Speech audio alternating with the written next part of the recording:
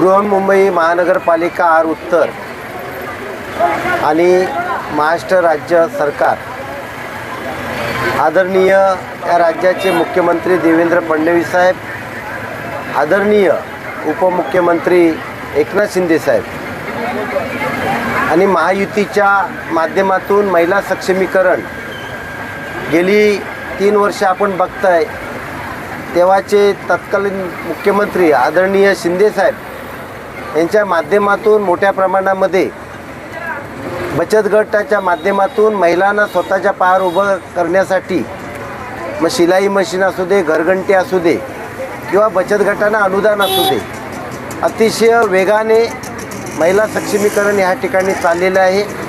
आणि 1-2 दिवसापूर्वीच या देशाचे मंत्री पियुष गोयल साहेब यांच्या माध्यमातून आमदार प्रकाशदादा सुर्वे मागाठाणेचे लोकप्रिय असे आमदार यांच्या पुढाकाराने त्या ठिकाणी जवळजवळ 2,500 महिला आल्या होत्या, 2,500 ते 3,000 त्या ठिकाणी या वस्तूंचं वाटप केलं।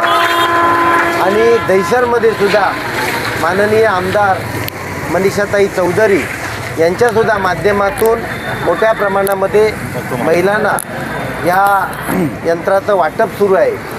त्यासाठी आपल्या महिलांचं मनोबल वाढवण्यासाठी नेहमीच आमच्या मार्गदर्शिका आणि शिवसेनेच्या विभाग प्रमुख मीनाताई पानमन या नेहमी पुढाकार घेतात। स्वतःसुद्धा आज या ठिकाणी आर उत्तर या ठिकाणी महिलांचं मनोबल वाढवण्यासाठी, त्यांना सहकार्य करण्यासाठी माझ्यावर आलेले आहेत। आमचे उपविभाग प्रमुख मंगेश पांगारेजीसुद्धा आहेत, माझ्या शाखा क्रमांक 3च्या शाखा प्रमुख सुषमाताई गायकवाड आहेत, मनीषाताई चौधरी यांच्या नेहमीच खांद्याला खांदा लावून काम करतात अशा त्यांच्या मुलगी अंकिता चौधरी ह्यासुद्धा उपस्थित आहेत। आणि आपण बघाल या ठिकाणी मोठ्या संख्येने आमचे शाखा प्रमुखसुद्धा या ठिकाणी उपस्थित झालेले आहेत। आणि ज्या ज्या महिलांना ही उपकरणं मिळालेत त्यांनी स्वतःच्या पायावर उभं राहण्यासाठी योग्य पद्धतीने त्याचा वापर करावा आणि स्वतःच्या कुटुंबाचा आपण